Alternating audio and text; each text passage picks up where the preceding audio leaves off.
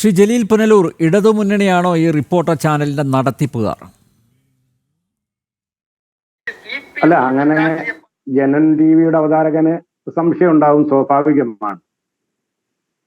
പക്ഷേ BJP പ്രതിനിധിയുടെയും രാഷ്ട്രീയ നിരീക്ഷകന്റെയും ഒക്കെ അധീന രോദനവും വിലാപവും ഒക്കെ കേട്ടിട്ട് സത്യത്തിൽ സഹതാപം തോന്നുകയാണ്. ഈ പടച്ച വാർത്തകൾ ഇടിഞ്ഞു വീഴുമോ, അല്ലെ ഇടിഞ്ഞു വീഴുന്നു എന്നാണ് നിങ്ങൾ ചോദിച്ചിരിക്കുന്നത്. ഉടഞ്ഞു വീഴുന്നു, ഇടിഞ്ഞു വീഴുന്നു, ഉടഞ്ഞു വീഴുന്നു. ഉടഞ്ഞു വീഴുകയാണ്, എല്ലാം ഉടഞ്ഞു വീണുകൊണ്ടിരിക്കുകയാണ്. താങ്കൾ ഒരു മുതിർന്ന മാധ്യമ പ്രവർത്തകനാണ്, താങ്കൾക്ക് ഓർമ്മയുണ്ടാകും, കഴിഞ്ഞ 1.5 ദശാബ്ദത്തിലധികമായി കേരളീയ പൊതു മനസ്സാക്കി കേൾക്കാൻ ആഗ്രഹിച്ച ഒരു ക്യാപ്ഷനാണ് ഇന്ന് ജനൻ ടിവിയിൽ കൂടി നമുക്ക് കേൾക്കാൻ സാധിക്കുന്നത്. അത് നിങ്ങൾ തന്നെ പുറത്തു വിട്ടതിൽ നമുക്ക് വലിയ സന്തോഷമുണ്ട്. താങ്കളെ കുറിച്ചല്ല ഈ പറയുന്നത്, ഒരു ന്യൂസ് റൂമും അതിലൊരു ആങ്കറും ഒപ്പം ഇരിക്കാൻ ആരെങ്കിലും 2-3 ആൾക്കാരും ഉണ്ടെങ്കിൽ, വാചാലമായി സംസാരിക്കാൻ സാധിക്കുന്ന ആരെങ്കിലും ഉണ്ടെങ്കിൽ മറ്റൊരു അപ്രഖ്യാപിത സുപ്രീം കോടതിയായി മാറും ചില ചാനലുകൾ, ചില അവതാരകർ, ചില അതിൽ ഡിബേറ്റിൽ പങ്കെടുക്കുന്നവർ, അവർ ചേർന്ന് നടത്തിയിട്ടുള്ള. ആന്റോ അഗസ്റ്റിൻ റിപ്പോർട്ടർ ചാനലിന്റെ മാനേജിംഗ് എഡിറ്റർ എന്നാണ് അവകാശപ്പെടുന്നത്. മാനേജിംഗ് ഡയറക്ടർ മാത്രമല്ല, മാനേജിംഗ് എഡിറ്റർ എന്നാണ് അവകാശപ്പെടുന്നത്. അവരുടെ ഒരു ചർച്ചയുണ്ട്. ആ ചർച്ചയിൽ റിപ്പോർട്ടർ ചാനലിലുള്ള മറ്റ് യഥാർത്ഥ മാധ്യമപ്രവർത്തകരും പങ്കെടുക്കുന്നുണ്ട്. അപ്പോൾ താങ്കൾ പറഞ്ഞ ഈ ചാനൽ ചർച്ച അത് റിപ്പോർട്ടർ ചാനലിലൂടെ അവകാശപ്പെട്ടതാണോ? അത് അല്ല, ഞങ്ങൾ റിപ്പോർട്ടർ ചാനലിന്റെ വക്കാലത്തോ അല്ലെങ്കിൽ അതിന്റെ പിതൃത്വമോ അതിന്റെ സംരക്ഷണമോ ഒന്നും ഇടതുപക്ഷ ജനാധിപത്യ മുന്നണിക്ക് ഏറ്റെടുക്കേണ്ട ഒരു ആഗ്രഹവും ഇല്ല. ഏറ്റെടുത്തത് കൊണ്ടാണല്ലോ ഒരു സ്റ്റേഡിയം മൊത്തം പതിച്ചു കൊടുത്തത് അവർക്ക്. ആർക്കാ? കാട്ട് കള്ളന്മാർക്കല്ലേ പതിച്ചു കൊടുത്തത്? പ്രമാദമായിട്ടുള്ള മുട്ടിൽ മരമുറി കേസിൽ പ്രതിസ്ഥാനത്ത് നിൽക്കുന്ന ആളുകൾ, അവർ നേരത്തെ ശ്രീ ഹരിദാസ് ചൂണ്ടിക്കാണിച്ചതുപോലെ ഒരു സുപ്രഭാതത്തിൽ മാധ്യമപ്രവർത്തകരായി ഉദയം ചെയ്യുകയാണ്. അവരുടെ ഈ കുൽസിത പ്രവർത്തനങ്ങൾക്കെല്ലാം കുടപിടിച്ചു കൊടുക്കുന്നത് ഇടത് ഭരണകൂടമാണ്. അല്ലാന്ന് പറയാൻ പറ്റുമോ താങ്കൾക്ക്? അല്ല, റിപ്പോർട്ടർ ചാനലിന്റെ വാർത്താവതാരകരും അതിലെ പ്രവർത്തകരും ഇന്ത്യൻ റെയിൽവേയിൽ യാത്ര ചെയ്യുന്നുണ്ട്. കേന്ദ്ര സർക്കാരാണ് അവർക്ക് ഒത്താശ ചെയ്തു കൊടുക്കുന്നതെന്ന് താങ്കൾക്ക് പറയാൻ സാധിക്കുമോ? KSRTCയിൽ അവർ യാത്ര ചെയ്യുന്നുണ്ട്. അതുപോലെയല്ലോ ശ്രീ ജലീൽ, അതുപോലെയല്ലല്ലോ ഈ ഇടപാട്. ഇപ്പം മെസ്സിയെ കൊണ്ടുവരുന്നു പറയുന്നു, അത് സംസ്ഥാന സർക്കാരിൻ്റെ ഒരു ഉദ്യമമാക്കി മാറ്റുന്നു, സംസ്ഥാന സർക്കാരിൻ്റെ ഒരു സംരംഭമാക്കി അത് മാറ്റുന്നു. പക്ഷേ ഇവിടെ മാധ്യമങ്ങളെ കാണുന്നതും മെസ്സിയുടെ വരവുമായി ബന്ധപ്പെട്ട് സംസാരിക്കുന്നതുമൊക്കെ ആന്റോ അഗസ്റ്റിൻ എന്ന ക്രിമിനലാണ്. അയാൾ ക്രിമിനൽ കേസുകളിലെ പ്രതിയാണ്. 1-2 കേസല്ല, ഒരുപാട് കേസുകളുണ്ട്. ബാങ്ക് ഓഫ് ഫോൺ തട്ടിപ്പുണ്ട്, ചെക്ക് കേസുകളുണ്ട്. അല്ല, ക്രിമിനൽ കേസ് അയാളുമായിട്ട് എങ്ങനെയാ സാർ സഹകരിക്കുന്നത്? അത് പറ. അല്ല, ക്രിമിനൽ കേസുകളിൽ പ്രതിയാകുന്നവരെല്ലാം ക്രിമിനലുകളാണെങ്കിൽ രാജീവ് ചന്ദ്രശേഖർ എന്ന് പറയുന്ന BJPയുടെ സംസ്ഥാന പ്രസിഡന്റ് കൊടും ക്രിമിനലായി നമുക്ക് വാഴ്ത്തപ്പെടേണ്ടേ? താങ്കൾക്ക് അഭിപ്രായം ഉണ്ടോ? എങ്ങനെയാ അത്? അദ്ദേഹം കേസിൽ പ്രതിയാണ്. 1000 കോടി രൂപയുടെ ഭൂമി തട്ടിയെടുക്കുന്ന കേസിലെ പ്രതിയാണ് അദ്ദേഹം. ഏത് കേസ്? ഒറ്റ മിനിറ്റ്. ഈ BPL അവർ ഒരു പ്രസ് റിലീസ് ഇറക്കിയിട്ടുണ്ട്. അതിൽ പറയുന്നുണ്ട്, BPL limited is deeply distressed by efforts to drag mister Rajeev Chandrasekhar's name into this issue. Mister Chandrasekhar has not been associated with BPL Limited in any financial shareholding or fiduciary or in any capacity. It is our firm view that this is politically motivated, misleading and malafide. നോക്കൂ, കൃത്യമായിട്ട് അവർ പറഞ്ഞിട്ടുണ്ട്. പിന്നെ നിങ്ങളിപ്പോഴും 1000 കോടിയുടെ ഭൂമി തട്ടിപ്പെന്ന് ആവർത്തിച്ചുകൊണ്ട് കാര്യമുണ്ടോ? നിങ്ങളുടെ കയ്യിൽ തെളിവുണ്ടോ? ഈ കേസ് പുറത്തു കൊണ്ടുവന്ന വാർത്താ മാധ്യമങ്ങൾക്കെതിരായിട്ട് ഏഷ്യാനെറ്റ് അടക്കമുള്ള, ജനമതിലുണ്ടോ എന്ന് എനിക്കറിയില്ല, ഏഷ്യാനെറ്റ് അടക്കമുള്ള വാർത്താ മാധ്യമങ്ങൾ കൊണ്ടുവന്ന വാർത്തകൾക്കെതിരെ ഇന്ന് ബാംഗ്ലൂർ സിറ്റി സിവിൽ കോടതിയുടെ ഉത്തരവ് വന്നത് താങ്കൾക്ക് കിട്ടിയിട്ടുണ്ടോ? എന്തുത്തരവാണോ? ഒന്ന് വായിച്ചേ. ആ ഉത്തരവിൽ റിപ്പോർട്ടർ ചാനലിനെതിരായിട്ട് ഇനിയൊന്നും പറയാൻ പാടില്ല, പ്രചരണം നടത്തരുത്, അപവാദ പ്രചരണം നടത്തരുതെന്നാണ്. അങ്ങനെയല്ല, അവര് തന്നെ പറഞ്ഞ എന്താണെന്നറിയോ? വ്യാജ വാർത്തകൾ ആ കോടതി ഉത്തരവ് പറഞ്ഞിട്ടുണ്ടോ അങ്ങനെ? തീർച്ചയായിട്ടും ഇല്ല. ഡിഫമേറ്ററി ആയിട്ടുള്ള, ഞാൻ നേരത്തെ പറഞ്ഞു, URL ഈ സോഷ്യൽ മീഡിയ അത് വല്ലതും ഉണ്ടെങ്കിൽ ആ ലിങ്ക് പിൻവലിക്കണം എന്നുള്ളതാണ്. അല്ലാതെ റിപ്പോർട്ടർ ചാനലിനെതിരെ വാർത്ത കൊടുക്കരുതെന്ന് എവിടെയും പറഞ്ഞിട്ടില്ല. അതും ഇവർ പടച്ചുവിട്ട ഒരു വ്യാജ വാർത്തയാണ്. അല്ല, അങ്ങനെ വ്യാജ വാർത്ത മാത്രമല്ലല്ലോ പുറത്തുവിടുന്നത്. ഒന്നുമല്ല. അല്ല, നേരത്തെ ഇവിടെ നിന്ന് ചോദിച്ചതിന് ഒരു ഉത്തരം കൂടി പറയേണ്ടിയിരിക്കുന്നു ബി ജെ പി പ്രതിനിധി. നിരീക്ഷകൻ പ്രത്യേകം പറഞ്ഞിട്ടുണ്ട്, ഈ റിപ്പോർട്ടർ ചാനലിനെ പോലെ ഇന്ന് കേരളത്തില് ഏറ്റവും കൂടുതൽ പ്രാധാന്യമുള്ള പ്രചാരമുള്ള എന്ന് അവർ അവകാശപ്പെടുന്ന ഒരുപക്ഷെ അതിൽ സാധുതയുണ്ടായിരിക്കാം. ആ വാർത്താ ചാനൽ കേന്ദ്ര വാർത്താ പ്രക്ഷേപണ വകുപ്പിന്റെ അനുവാദമില്ലാതെ, ലൈസൻസ് ഇല്ലാതെയാണ് പ്രവർത്തിക്കുന്നതെന്ന് ബി ജെ പി അനുഭാവിയായ നിരീക്ഷകനും ബി ജെ പി പ്രതിനിധിയും ഇവിടെ പറഞ്ഞാൽ കഴിവുകേട് ആരുടെയാണ് പ്രിയപ്പെട്ട നമ്പ്യാർജി? അല്ല, രേഖകൾ വെച്ചാണ് ഞാൻ പറഞ്ഞത്. രേഖകൾ വെച്ചാണ്. താങ്കളൊന്ന് കാണിച്ചു തന്നെ. റിപ്പോർട്ടർ ചാനലിന്റെ നിലവിലുള്ള MD, ചെയർമാൻ, വൈസ് ചെയർമാൻ, ഈ പറയുന്നത് പോലെ ആൻഡോ അഗസ്റ്റിൻ, റോജി അഗസ്റ്റിൻ, ജോസുകുട്ടി അഗസ്റ്റിനാണ് എന്ന് തെളിയിക്കുന്ന രേഖകൾ താങ്കൾ കാണിക്കുകയാണ്. ഞാൻ ഈ ചർച്ച ഇവിടെ അവസാനിപ്പിക്കും. അല്ല, ഞാൻ ചാനലിനെ പ്രതികരിച്ചിട്ടല്ലോ ഇവിടെ വന്നത്. തെളിയിക്കേണ്ട ബാധ്യതയില്ല. താങ്കളല്ല, ബി ജെ പിയുടെ പ്രതിനിധിയും നിരീക്ഷകനുമാണ് ആ ബാധ്യത ഏറ്റെടുക്കേണ്ടത്. കാരണം കേന്ദ്രം ഭരിക്കുന്നത് 14 വർഷമായിട്ട് പരിശോധിക്കേണ്ടതാണ് ശ്രീ ജലീൽ. അല്ലല്ല, ബി ജെ പിയെ കുറ്റപ്പെടുത്തിക്കൊണ്ടാണ് ബി ജെ പി അനുഭാവിയായ നിരീക്ഷകൻ പോലും ഇവിടെ പറഞ്ഞത്. അപ്പൊ എത്ര വലിയ ഒരു തെറ്റാണ് ബി ജെ പിയുടെ ഭാഗത്ത് നിന്ന് അല്ലെങ്കിൽ കേന്ദ്ര സർക്കാരിന്റെ ഭാഗത്ത് നിന്ന്. കുറ്റകരമായ ഒരു അനാസ്ഥയല്ലേ ഈ വിഷയത്തിൽ ഉണ്ടായിരിക്കുന്നത്. അതിനാദ്യം ബി ജെ പി നേതൃത്വം പറയണ്ടേ. അപ്പോൾ ഇവിടെ വ്യക്തമാക്കപ്പെടുന്ന ഒരു കാര്യമുണ്ട്. തങ്ങളുടെ സംസ്ഥാന പ്രസിഡന്റ് പൂർണ്ണ നഗ്നനായി പൊതുമധ്യത്തിൽ പിടിക്കപ്പെട്ടിരിക്കുന്നു. അപ്പൊ അതിന്റെ ജാള്യത മറയ്ക്കാൻ ഏതെങ്കിലും ഒരു ചാനലിനെതിരായിട്ട് കുറെ അപവാദങ്ങൾ പ്രചരിപ്പിക്കുക, അതിന്റെ സംഘാടകർക്കെതിരെയോ സാരഥികൾക്കെതിരെയോ. ഈ പറയപ്പെടുന്ന അതിന്റെ സാരഥികളൊന്നും മഹാമനീഷികളോ അല്ലെങ്കിൽ ഹരിചന്ദ്രന്മാരാണെന്നുള്ള അഭിപ്രായമൊന്നും ഞങ്ങൾക്കില്ല. ഇടതുപക്ഷ പ്രസ്ഥാനങ്ങളെ ഈ നാട്ടിൽ വേട്ടയാടുന്നതിന് ഏറ്റവും വലിയ മുൻതൂക്കം കൊടുത്ത ചാനലുകളാണ് ഈ പറയപ്പെടുന്നവരെല്ലാം. വളഞ്ഞിട്ട് ആക്രമിച്ചിട്ടുണ്ട് മുഖ്യമന്ത്രി പിണറായി വിജയനെ. നിങ്ങളിപ്പോൾ ഹത്യ ചെയ്യുന്നതിൽ വളഞ്ഞിട്ട് ആക്രമിക്കുന്നതിൽ ബി ജെ പി പ്രതിനിധി രോഷം കൊള്ളുന്നുണ്ടല്ലോ. നിങ്ങളുടെ നായകനായ ഈ സംസ്ഥാന പ്രസിഡന്റിന്റെ നായകത്വത്തിലുള്ള ഉടമസ്ഥതയിലുള്ള ഏഷ്യാനെറ്റ് ചാനലാണ് ഇത്തരത്തിലുള്ള മാധ്യമ രംഗത്തെ ഒരു ജീർണതയ്ക്ക് ഇവിടെ തുടക്കം കുറിച്ചത്. കാരണം ഏതൊരു നേതാവിനെയും വളഞ്ഞിട്ട് ആക്രമിക്കാം. മുഖ്യമന്ത്രിയെ നിങ്ങൾ വെറുതെ വിട്ടോ? അദ്ദേഹത്തെ രാഷ്ട്രീയപരമായി നിങ്ങൾ വിമർശിച്ചു, ഓക്കെ, അദ്ദേഹം രാഷ്ട്രീയക്കാരൻ. അദ്ദേഹത്തിന്റെ മകളെ വെറുതെ വിട്ടോ? അദ്ദേഹത്തിന്റെ വീട്ടമ്മയായ ഭാര്യയെ നിങ്ങൾ വെറുതെ വിട്ടോ? ആരെയാണ് നിങ്ങൾ വെറുതെ വിടാൻ? അങ്ങനെയാണോ ശ്രീ ജലീൽ സ്ഥാപിക്കാൻ ശ്രമിക്കുന്നത്? രാജീവ് ചന്ദ്രശേഖർ വിമർശനത്തിന് അതീതനാണോ? ആണെന്ന് പറഞ്ഞോ? രാജീവ് ചന്ദ്രശേഖർ വിമർശനത്തിന് അതീതനാണോ? ആരോഗ്യകരമായിട്ടുള്ള വിമർശനമാവാം, ഹെൽത്തി ക്രിറ്റിസിസം ആവാം, പക്ഷെ അടിസ്ഥാനരഹിതമായിട്ടുള്ള കാര്യങ്ങൾ പറയരുത്. അതുകൊണ്ടല്ലേ അദ്ദേഹം ഇന്ന് ചാലഞ്ച് ചെയ്തിരിക്കുന്നത്. അതുകൊണ്ടല്ലേ നടക്കട്ടെ, കോടതിയിൽ വരട്ടെ. പക്ഷെ ഒന്നുണ്ട്, KG മാരാർജിയെ കുറിച്ച് രാഷ്ട്രീയ ഭിന്നാഭിപ്രായമുള്ളവർ പോലും ഇത്തരത്തിലൊരു ആരോപണം ഉന്നയിച്ചിട്ടില്ല. ജീവിച്ചിരിക്കുന്ന രാജഗോപാൽജിയെ കുറിച്ച് സൗമ്യതയുടെ നിറരൂപമായിട്ടാണ് എതിരാളികൾ പോലും വിശേഷിപ്പിച്ചിട്ടുള്ളത്.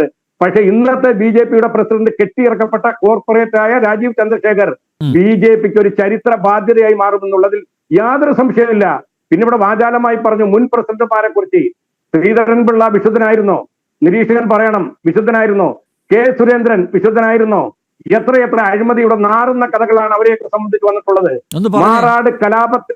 മാറാട് കലാപത്തിലടക്കം റിയൽ എസ്റ്റേറ്റ് മാഫിയകളുമായി ചേർന്ന് സംഘം ചേർന്ന് അവിടെ കലാപങ്ങൾ ആസൂത്രണം ചെയ്യുന്നതിൽ എത്ര കാലമായി തെളിവുകളൊക്കെ പുറത്തു വന്നതാ? വാർത്താ ഞാനൊരു 10-28 വർഷമായി ഞാൻ ഇതുവരെ കണ്ടിട്ടില്ല.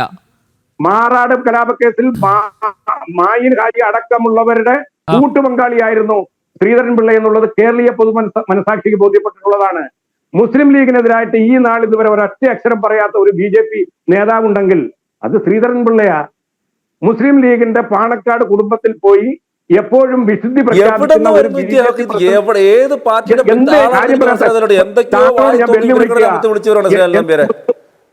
എന്റെ മുഴുവൻ ബി ജെ പി പ്രസിഡന്റ്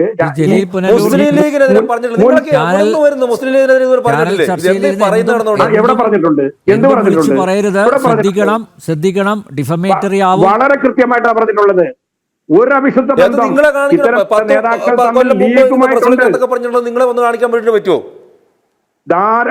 വസ്തുതാപരമായിട്ടാണ് പറയുന്നത്. മുസ്ലിം ലീഗ് അടക്കമുള്ള അതിലെ മായിൻ ഹാജി അടക്കമുള്ള പല സംഘങ്ങളുമായിട്ട് ഇത് വെറുതെ ഒരു കോഴിക്കോട് കേന്ദ്രീകരിച്ചുള്ള നിങ്ങളൊരു ചാനലിന്റെ ഫ്ലോറിൽ നിങ്ങൾ ഇതെന്താ റിപ്പോർട്ടിന്റെ ചേട്ടനെ പഠിക്കുകയാണോ? നിങ്ങൾ റിപ്പോർട്ടറിന്റെ ചേട്ടനെ പഠിക്കുകയാണോ? അതേ നിങ്ങൾ കൈരളി ചാനലിൽ ദേശാഭിമാനിയിലെ ഇരുന്നിട്ട് എന്ത് അടിസ്ഥാനത്തിൽ നിങ്ങൾ കാര്യം പറയുന്നത്?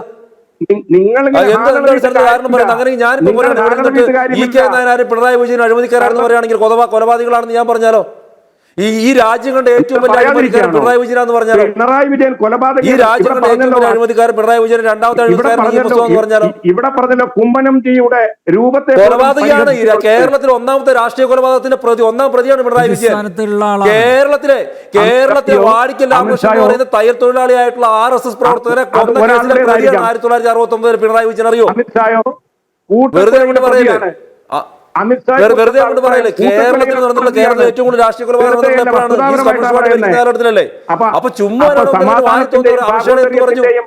അമിത്ഷാ എന്തോ നിങ്ങൾ വെറുതെ പറയുന്നതല്ലേ? ഇത് കേസ് കുറ്റപത്രത്തിൽ ഉണ്ടായിരുന്ന കാര്യമാണ് ഈ പറയുന്നത്. ഇത് കുറ്റപത്രത്തിൽ ഉണ്ടായിരുന്ന കാര്യമാണ്.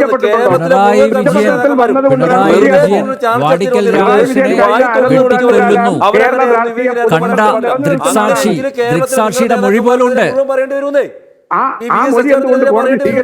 അതറിയില്ല ഉള്ള കാര്യം ഒരു സാമാന്യ ബോധമായ രാഷ്ട്രീയ മര്യാദ ചർച്ച ചെയ്യണ്ടേ? വന്നിരുന്നിട്ട് വെറുതെ വായി തോന്നി വിളിച്ചു പറയാ. ഓരോ അടിസ്ഥാനമില്ലാത്ത കാര്യം വിളിച്ചു പറയാൻ വന്നിരുന്നിട്ട് നിങ്ങൾക്കാണ് ഇല്ലാത്തത്. നിങ്ങൾ വസ്തുതാപരമായിട്ട് സംസാരിക്കാൻ ആദ്യം പഠിക്കും. നിങ്ങൾ വസ്തുതാപരമായിട്ട് സംസാരിക്കാൻ പഠിക്കുന്നത് ചാനൽ ചർച്ചയിൽ വന്നിരുന്ന വൃത്തിയോട് പറയാം. നിങ്ങൾ എന്തൊരു നിങ്ങൾക്കാണ് രോധനം. കേരളത്തിലെ ജനങ്ങൾക്ക് മുമ്പിൽ ഉടിമുണ്ടുമുണ്ടഴിഞ്ഞു നിൽക്കുന്ന നിങ്ങൾക്കാണ് രോധനം. നിങ്ങളാണ് രോധനം നടത്തുന്നത്. നന്നായിട്ട് മനസ്സിലാക്കിയത്.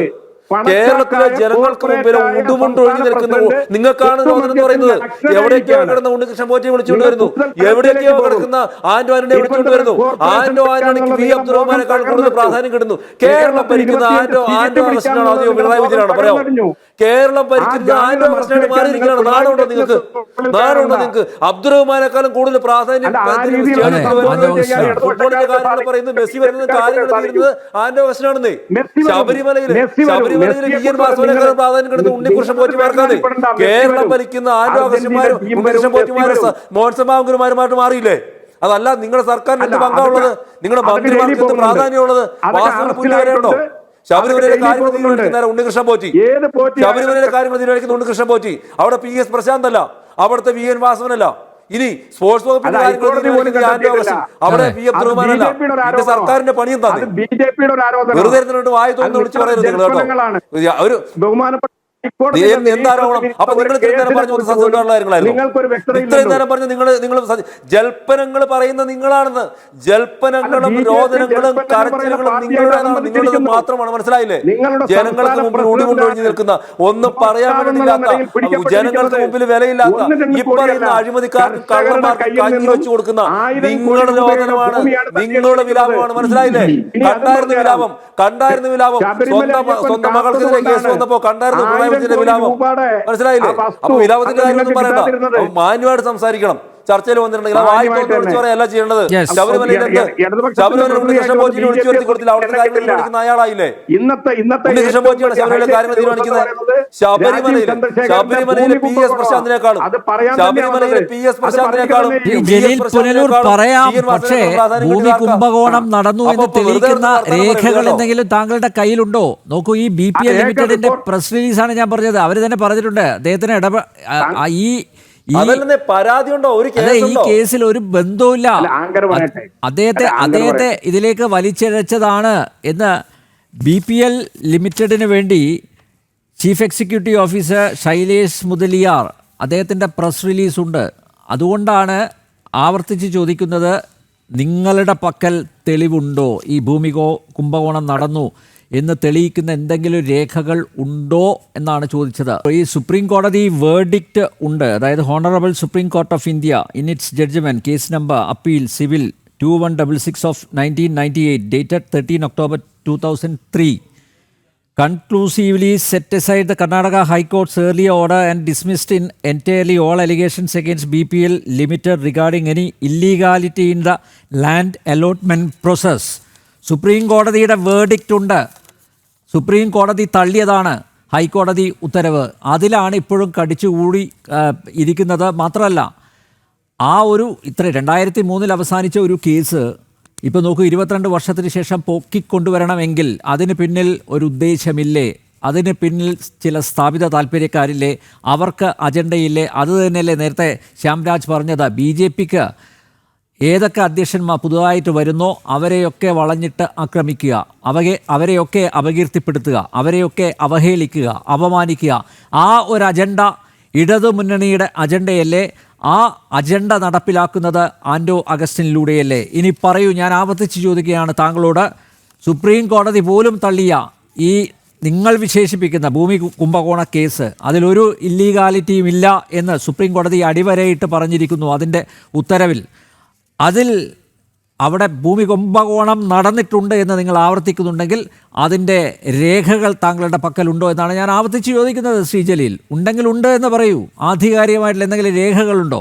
ശങ്കരാടി സിനിമയിൽ കാണിച്ചതുപോലെ ഇതാണ് രേഖ എന്ന് പറയരുത്. ശ്രീ ജലീൽ, ഒന്ന് അൺമ്യൂട്ട് ചെയ്യണം പ്ലീസ്. ഓക്കെ. ഞാൻ ജനൻ ടിവിയുടെ ഡിബേറ്റിൽ പങ്കെടുക്കുന്നത് ഈ കേസിന്റെ രേഖകളുമായിട്ടല്ലല്ലോ. ഈ കേസിന്റെ രേഖകൾ നമ്പ്യാർജിക്ക് ആവശ്യമുണ്ടെങ്കിൽ ഈ ഡിബേറ്റിന് ശേഷം റിപ്പോർട്ടർ ചാനൽ ഒന്ന് വെച്ച് കണ്ടാൽ ഇന്ന് രാവിലെ മുതൽ ഏതെല്ലാം രേഖകളാണോ അവരും പുറപ്പെടുവിക്കുന്ന രേഖകളാണ്. അപ്പൊ ഇതുപോലെ ഒരുപാട് രേഖകൾ കേരളം കണ്ടിട്ടുള്ളതാണ്. പിന്നെ താങ്കളോട് ഞാൻ ഒന്നുകൂടെ പറഞ്ഞോട്ടെ, നേരത്തെ പറഞ്ഞു BJP പ്രസിഡന്റായിട്ട് വരുന്നവരെയെല്ലാം ഇങ്ങനെ വളഞ്ഞിട്ട് ആക്രമിക്കുന്ന ഒരു സമീപനം ഉണ്ടെന്ന് ഞാൻ അതിന് കൃത്യമായ മറുപടി പറഞ്ഞതാ. KG മാരാർജി, ഇന്ന് ജീവിച്ചിരിക്കുന്ന O രാജഗോപാൽജി, അതുപോലെ തന്നെ CK പത്മനാഭൻ, ഇവരെ കുറിച്ചൊന്നും ഒരാളും ഇത്തരത്തിലുള്ള ഒരു അപഖ്യാതിയും പറഞ്ഞിട്ടില്ല. പിന്നെ തട്ടിപ്പ് നടക്കുമ്പോൾ തട്ടിപ്പിനെ സംബന്ധിച്ച് പിടിക്കപ്പെടുന്നത് ചിലപ്പോൾ 22 വർഷത്തിന് ശേഷമായിരിക്കും.